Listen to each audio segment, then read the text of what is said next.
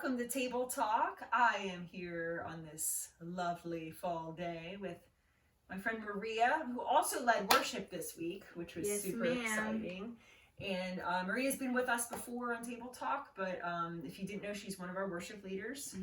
And also, what's your job right now? Yeah, well, last time I was here, I was talking about having no clue what was going to happen for my job. Because you hadn't graduated yet, right? I don't remember if it was when I hadn't graduated or if it was during the summer when I was trying to get a job, but that was a really crazy time.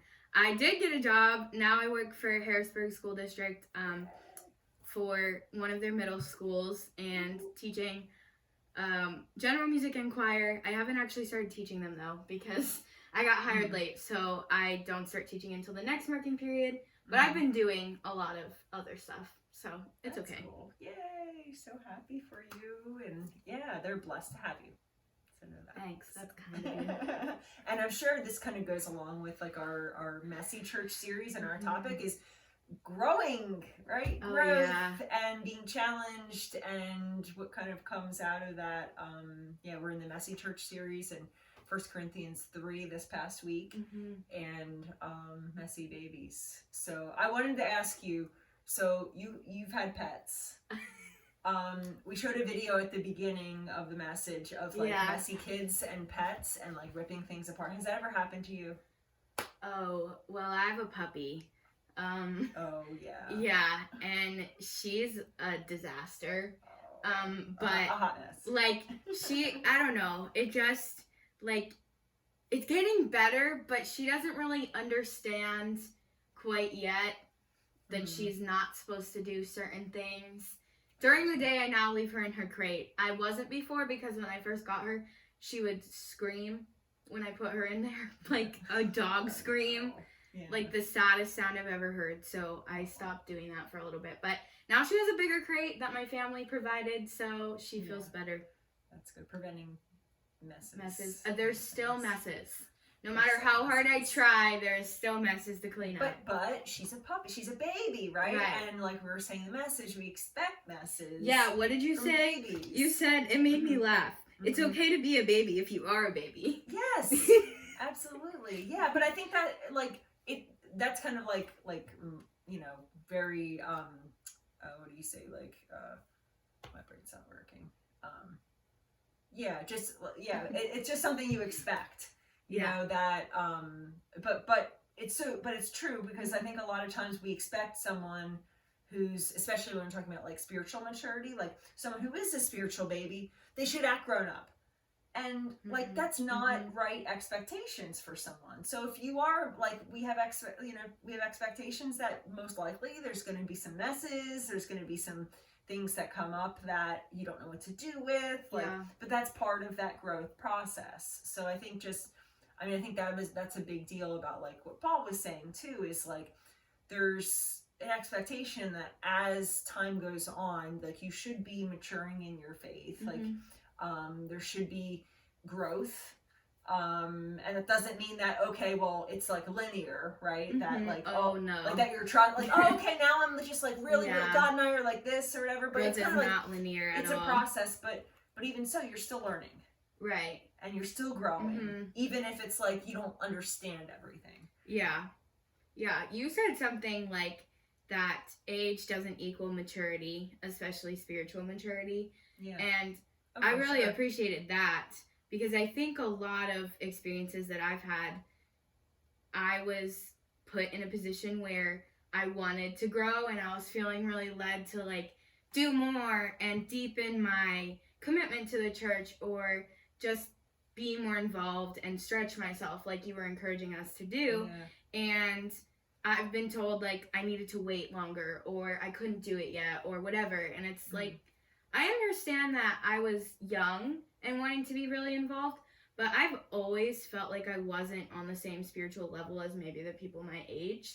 So it was encouraging to like hear a pastor actually say age doesn't equal spiritual maturity, and you can be old and immature, and you can be young and mature. And like, obviously I don't have the answers to everything. I don't think I'm even close to reaching a certain level, but I definitely have been underestimated a lot because of my age.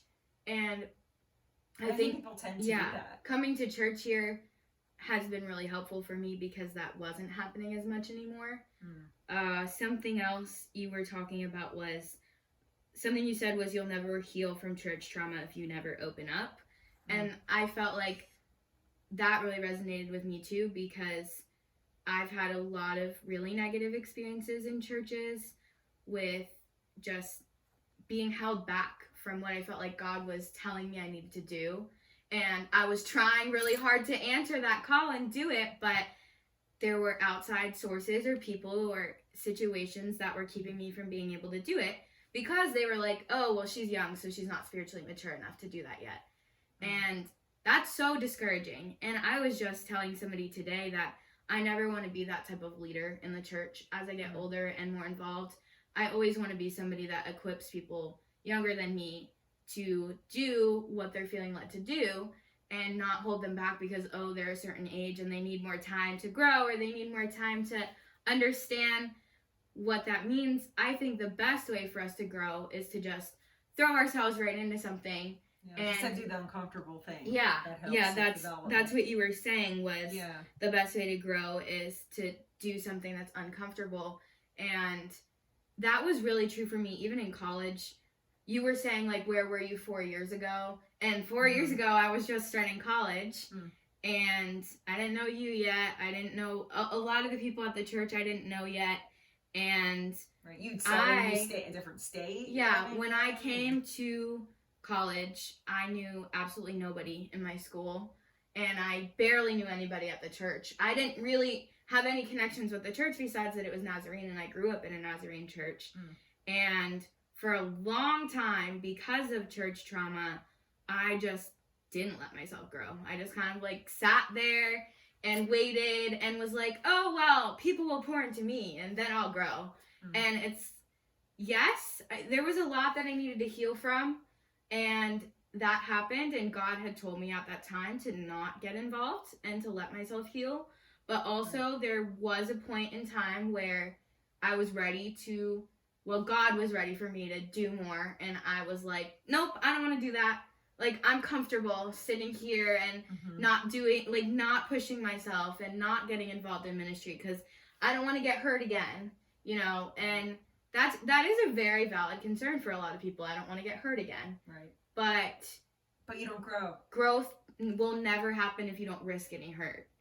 And sometimes you do get hurt again, but that's because we live in a world that is imperfect, and it happens. And even through that though, like, but then you also learn and you mature in the meantime. Like, even if, say, you're hurt again, like, you know, even in my church ministry experience, like, there's been times it's like bang, bang, bang, like things in a row. But I have to say, like, but I'm so glad that I walked through that, and like I said, didn't get stuck in the mess to the point that I didn't move through the mess.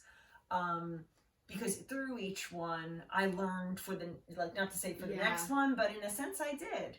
That, okay, like, there's going to be people that, hey, I'm trusting and are a part of my life and I feel like are in it for me, and then something happens and it doesn't actually, I discover otherwise or whatever. Like, but I've also learned in that I'm not looking down at them or dismissive of them, looking at, you know what, they're broken people too.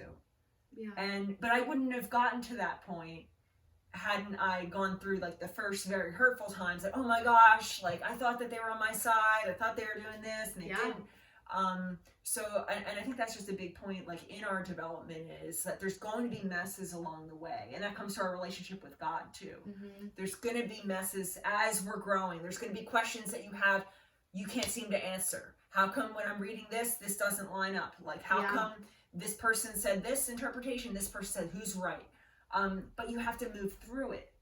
And not get stuck in it, because when you get stuck in it, that's when you walk away. You walk away from the ministry opportunities, you walk away from faith. When you persevere, that's where the growth happens. That's the sweet spot. I think we have to remember that God is always the same, but everyone's experiences are always going to be different. So in that, like, you were saying something about, let me see if I can find it, Right. It takes extensive notes. Sometimes we place our faith in a person or denomination, and that causes division. And that's so true, because the minute that we start to focus on anything that's not God is when everything starts to feel even more messy than it ever had to. Following God is really messy, but it's even messier to forget to listen to God when you're trying to follow what it is that he wants you to do. And it's hard to do that. I would say the past 12 months of my life have been like the messiest my life has literally ever been. I went through, like, it was my senior year of college, of course, but then I lost 2 members of my family, also lost a person that was basically like family, and my mentor teacher's husband passed away in like a freak accident. Yeah. So, and then my roommate like was having severe mental health issues and had to go to inpatient, and there was just so much that was messy around me. Like, I felt like I was already messy, but then everything around me was also messy, and I just kept on, there was times where I was really bothered by it, and I was really upset with God, and I was like, why is this happening? Why does more and more stuff keep happening? I don't feel like I can handle it. And then on top of that, I was in leadership in the church, and something that I had to learn through all of that was just humility, and you know, showing up on a Sunday morning and knowing that I can't pretend to be this perfect image that I'm trying to pretend to be, because leadership is actually a lot more accessible to people, and they want to learn from, you know, the people that are in leadership positions like worship team or even what you're doing. That seems a lot more approachable if you're imperfect. And so that's something that God really was teaching me. The mess is actually really awesome, because people that haven't experienced faith and haven't experienced God at all see the mess but still see the faith behind the mess, and they're like, wow, so maybe it's okay for me to be who I am and walk into a church building.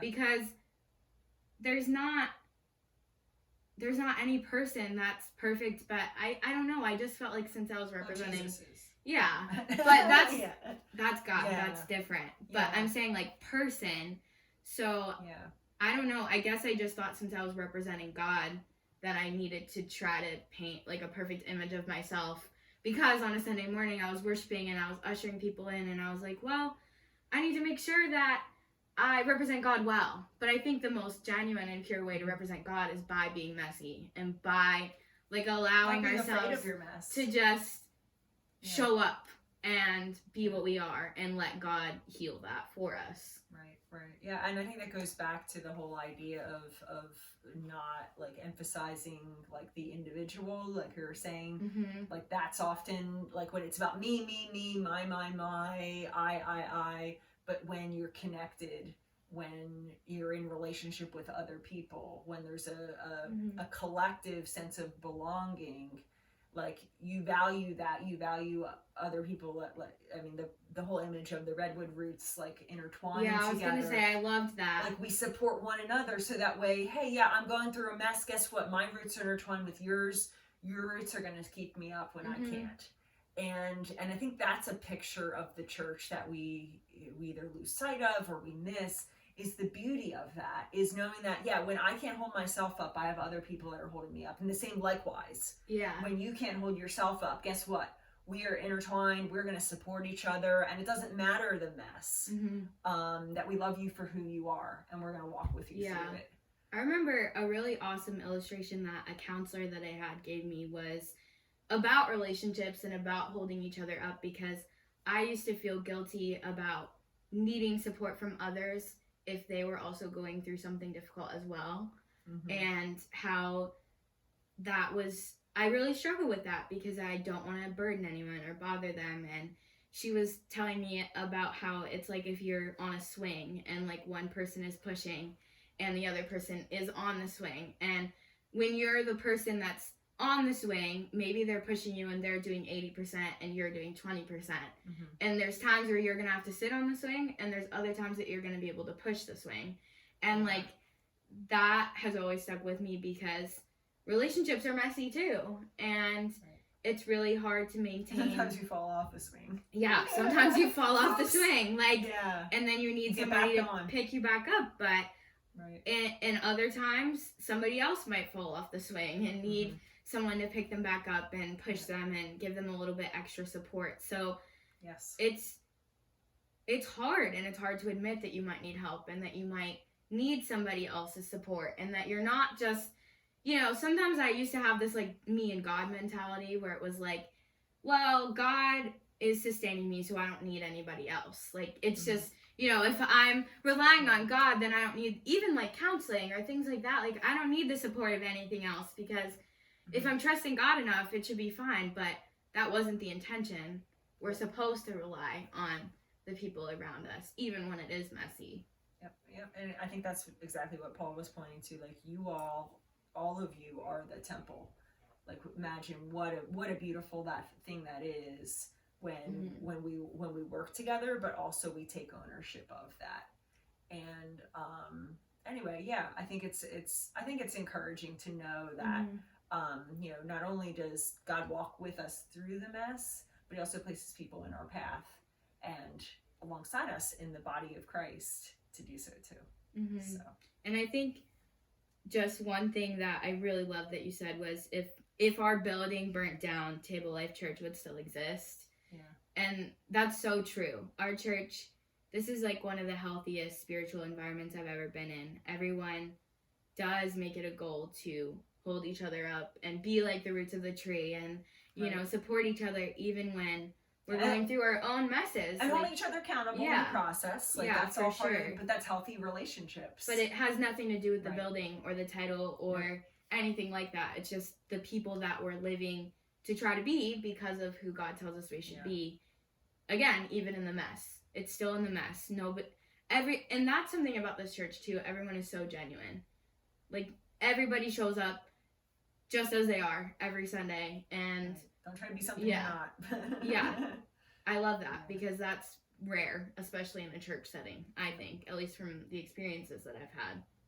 Yep. And we're growing together. So, and I think that's just the beautiful piece of it, that, God's calling us with that, and we're growing up together, which is cool. So thank you, Maria. Thanks for chatting today. And it's been a great conversation, great discussion. And, and you guys too, be encouraged, be challenged too, that maybe you need to get uncomfortable and maybe you feel stagnant in your walk with Christ, or maybe you're even in relationship with church, or maybe there's even another area of your life that you're like, hey, this relationship, my marriage, my work, whatever, I need a little jump start in growth. So see what God might be doing, where he might be leading, trust him, take that step. So thanks for joining us. We're going to continue series Sunday with chapter 4. Woohoo! Yeah. Yay. So we're doing the first 6 chapters of 1 Corinthians. So read through them ahead of time if you so choose. We're going to unpack that. Yeah, it is. Well, not really. You can read it anytime. So, but we hope you guys have a great week, and make sure you join us Sunday at 11 o'clock online in person. You can also see Maria on the platform too. Woohoo! I guess. Yes, it'll be really good. So take care, guys. Have a great week.